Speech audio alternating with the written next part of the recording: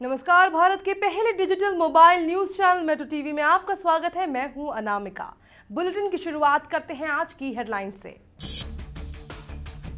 Medical college की संयुक्त परीक्षा का मामला फिर सुप्रीम कोर्ट पहुंचा।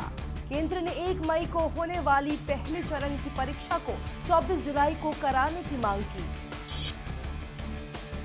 गुजरात में सामान्य वर्ग के आर्थिक रूप से पिछड़े लोगों को भी मिलेगा आरक्षण। राज्य सरकार ने 10% आरक्षण देने का किया फैसला। 1 मई को जारी होगी अधिसूचना। विजय माल्या ने जाहिर किए अपने इरादे। भारत लौटने से साफ तौर से किया इनकार। भयानक स्थिति का दिया हवाला। पासपोर्ट रद्द करने पर जताई नाराजगी।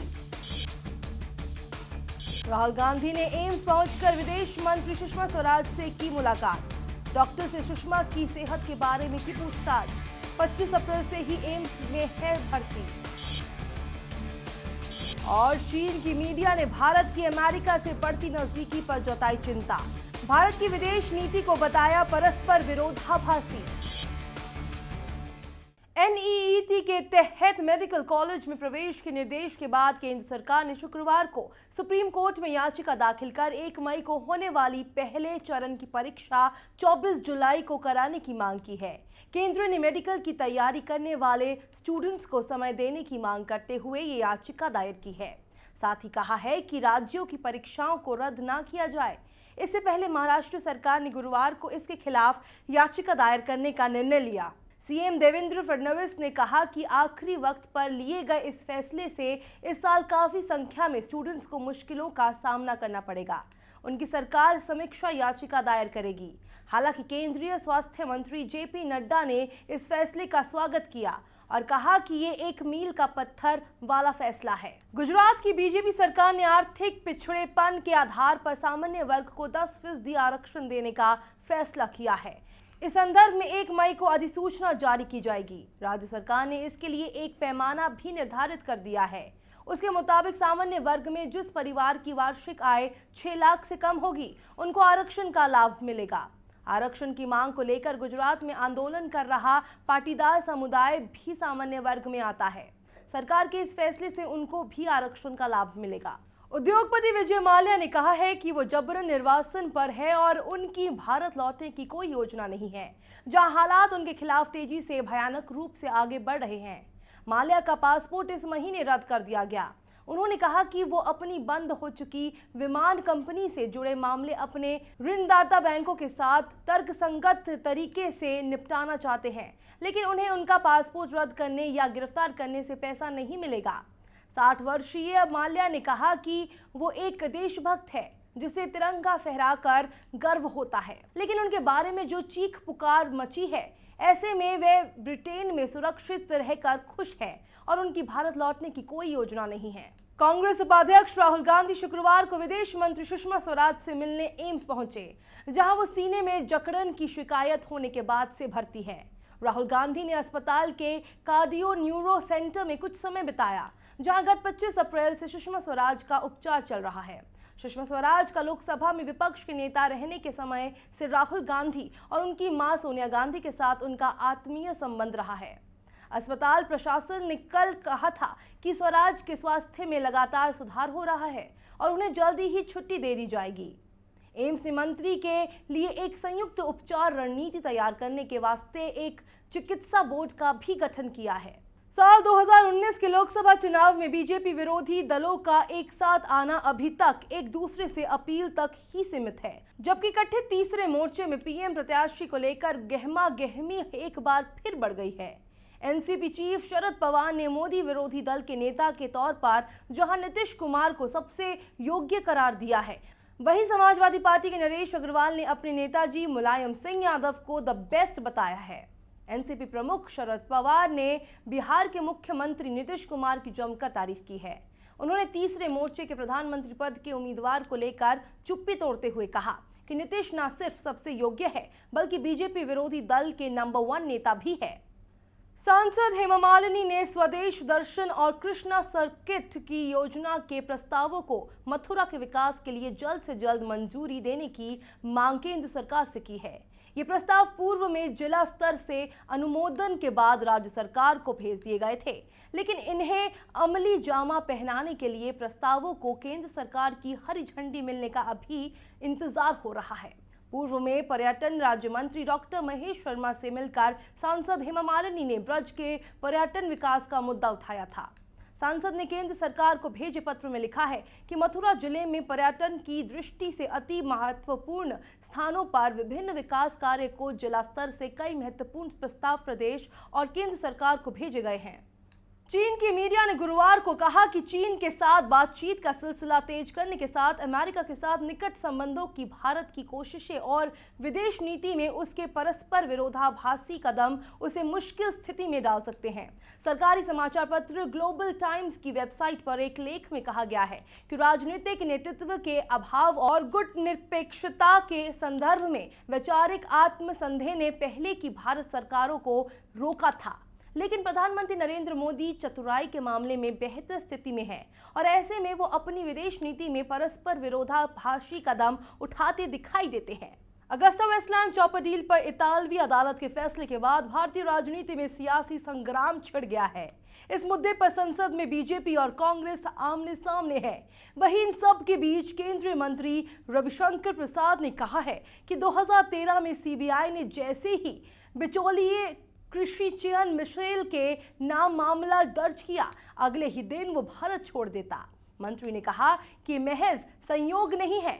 हालांकि जब उनसे पूछा गया कि क्या वो ये कहना चाहते हैं कि मिशेल के भारत छोड़ने में यूपीए का हाथ है, तो उन्होंने कहा कि मैं सिर्फ एक संभावना जाहिर कर रहा हूं, क्योंकि मुझे याद आ रहा है कि कैसे बोफोर्स मामले में बिचौलिए क्वात्रोची कोर्ट के एक आदेश के बाद अचानक भारत छोड़ देता है। जम्मू कश्मीर के कुपवाड़ा के लोलाब इलाके में सुरक्षा बलों के ऑपरेशन के दौरान एक आतंकवादी मारा गया। सुरक्षा बल इलाके में एक और आतंकी तलाश कर रहे हैं। खबर है कि एक आतंकी मस्जिद में छिप गया है। जानकारी के मुताबिक ऑपरेशन के दौरान स्थानीय लोगों ने सुरक्षा बलों पर पथराव किया, जिसमें एक पुलिस वाला घायल हुआ है। सुरक्षा बलों के एक अधिकारी ने बताया, कंठपौरा गांव में आतंकियों के होने की सूचना मिली थी। इसके बाद देर रात ऑपरेशन शुरू किया गया। स्थानीय लोगों ने इसका विरोध किया और सुरक्षा बलों पर पथराव किया।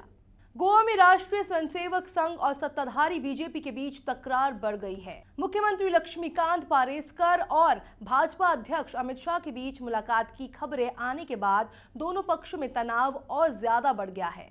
गोवा में आरएसएस और भाजपा के बीच स्कूलों में अध्ययन के माध्यम के मुद्दे पर मतभेद है। सूत्रों के मुताबिक मुलाकात में पारेसकर ने शाह से मांग की कि आरएसएस की गोवा इकाई के प्रमुख को पद से हटाया जाए।